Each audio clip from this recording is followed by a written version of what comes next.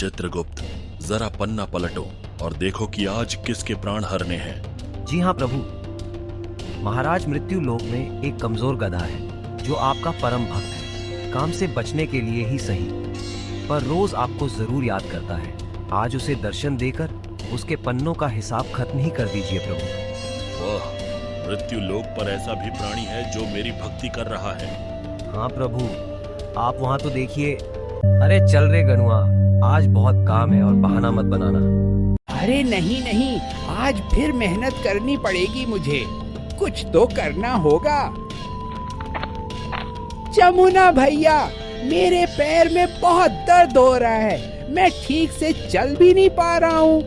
अरे मेरी लीला खत्म करो यमराज और मुझे दर्शन दो। ओहो, फिर शुरू। अरे रोज रोज तू यही ड्रामा करता है। सीधे से चल, कुछ नहीं हुआ है तुझे। गनुआ का बहानेबाजी का सिलसिला यूं ही चलता रहता है। कभी पेट दर्द तो कभी पैर में तकलीफ।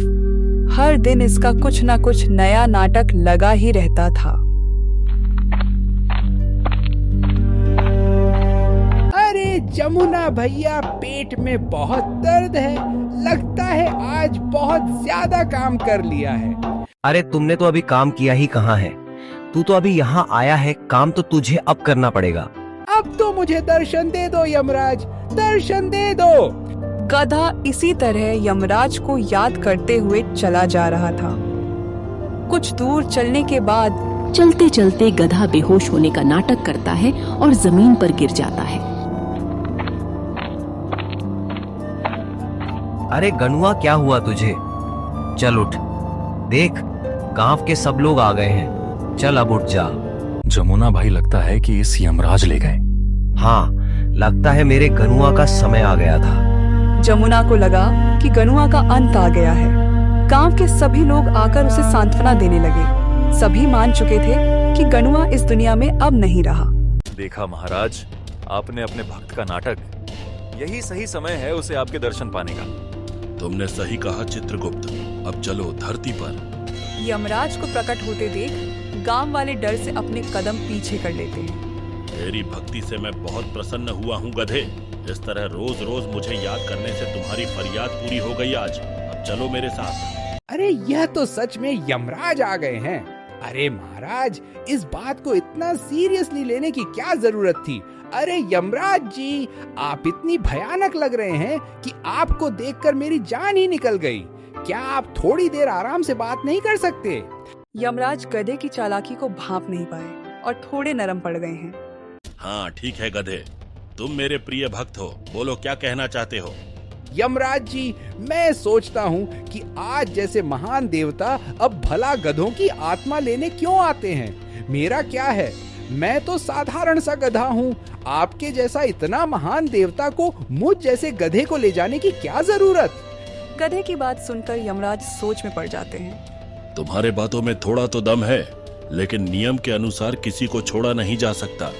देखिए यमराज जी, अगर आप मुझ जैसे साधारण गधे की आत्मा को लेने आएंगे तो आपका मान घटेगा। आपकी महानता को यह शोभा नहीं देता है कि आप मुझ जैसे गधे को अपने साथ ले जाएं। बात तो तुम्हारी भी सही है गधे। बस एक बार मुझे छोड़ दीजिए यमराज जी, अगली बार मुझे जरूर ले जाना। तुम मेरे प्रिय भक्त हो, इसीलिए इस बार छोड़ देता हूँ। अगली बार कोई बहाना नहीं चलेगा। यह बोलकर यमराज गायब हो जाते हैं। गांव वाले ये सब देखकर आश्चर्यचकित हो जाते हैं। अरे वाह गन्नुआ वाह, तू तो बड़ा चालाक निकला। यमराज को भी चकमा दे दिया। जमुना अपने गधे को जीवित देख बहुत खुश होता है और उसे लेकर घर आता है। अगले दिन अरे वाह, कल का मेरा बहाना कितना शानदार था। यमराज जी को भी चकमा दे दिया। अब तो हर दिन ऐसा ही कुछ करना पड़ेगा। अगले कुछ दिनों तक गधा बिना मेहनत किए यमराज के डर के बहाने बनाकर जमुना से बचता रहा। लेकिन उसका आलस और चालाकी आज एक नया मोड़ लेने वाली थी। अरे वाह, यह बहानेबाजी का तरीका तो कमाल का है। जमुना भैया भी मेरी हर दिन बात मान लेते हैं। ऐसा लगता है कि जैसे मेहनत मेरे नसीब में है ही नहीं। अरे वाह, मजा आ रहा है। चलो फिर कुछ बहाना बनाता हूँ। जमुना भैया, अब तो लगता है मेरे प्राण पखेरु हो ही जाएंगे।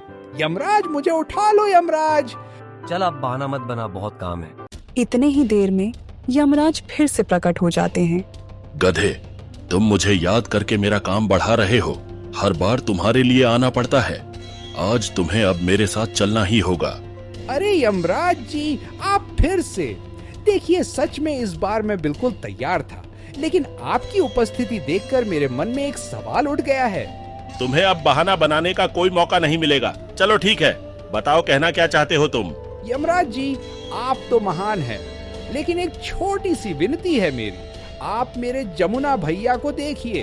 अगर मैं चला गया तो मेरे जमुना भैया कितने दुखी हो जाएंगे।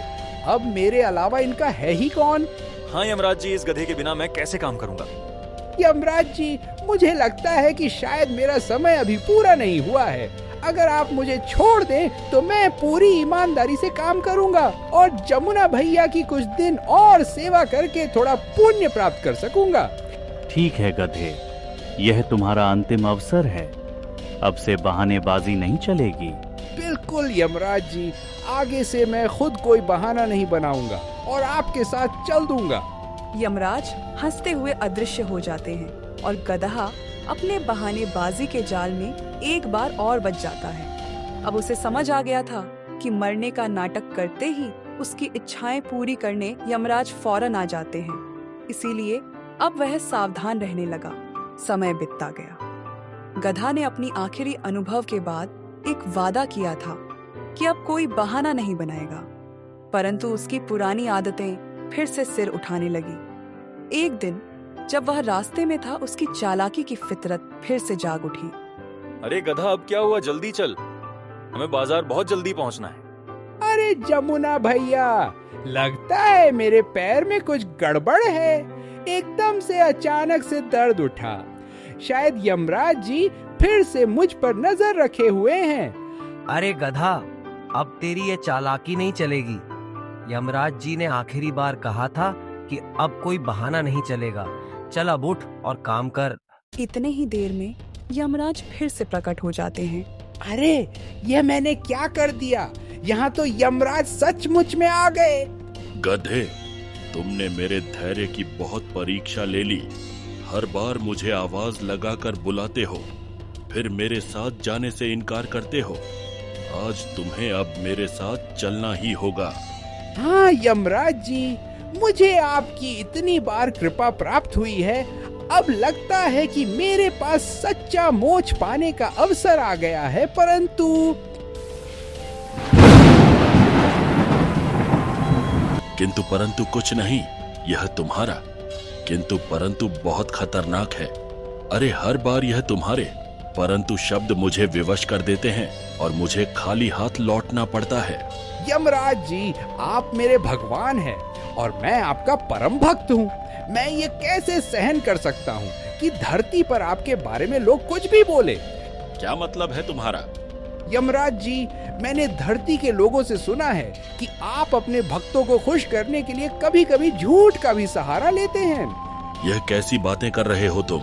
झूठ का सहारा लेना हम देवताओं को शोभा नहीं देता है। हम लोग सच्चे और न्यायप्रिय हैं। हमारे जबान से निकला एक एक वाक्य सत्य होता है। नहीं यमराज जी, मुझे तो यकीन नहीं होता। अगर यह सच है तो कृपया मेरे सर पर हाथ रखकर मेरे सवालों का जवाब दीजिए, तभी मुझे विश्वास होगा, अन्यथा नहीं होगा। यमराज सोच में पड़ जाते हैं कि यह गधा कौन सी नई चाल चल रहा है बचने के लिए। अच्छा, तो इसमें कौन सी बड़ी बात है गधे? मैं अभी तुम्हारे सर पर हाथ रखता हूँ। ये लो, पूछो जो भी पूछना है। तो ये बताएं यमराज जी, आप अपने भक्तों को लंबी उम्र का आशीर्वाद देने के लिए आप कौन से शब्द का उच्चारण करते हैं?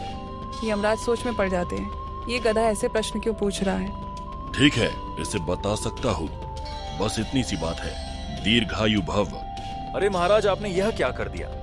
इस गधे को दीर्घायु का वरदान दे दिया आपने। महाराज, आप ही ने कहा है कि आपके मुख से निकली एक एक बात, एक एक वाक्य सत्य होता है। अब तो आपने मेरे सर पर हाथ रखे दीर्घायु का वरदान भी दे दिया है। अब तो आप अपने वचन से नहीं मुकरेंगे ना प्रभु? अरे गधे, तू तो बड़ा सयाना निकला। अपनी चालाकी से आज तो मुझे भी मात दे दी। और ऐसा आशीर्वाद दिया जैसे ब्याज समेत उधार वसूल कर रहा हो। सच में भक्ति चाहे साधारण हो या बड़ा, भगवान को तो उसके प्रेम और भक्ति के आगे झुकना ही पड़ता है। यह आज मैंने अपनी आंखों से भी देख लिया। यमराज मुस्कुराते हुए वापस लौट गए और गधे ने लंबी उम्र का वरदान पाकर आराम से अपनी जिंदगी बताना शुरू कर दिया।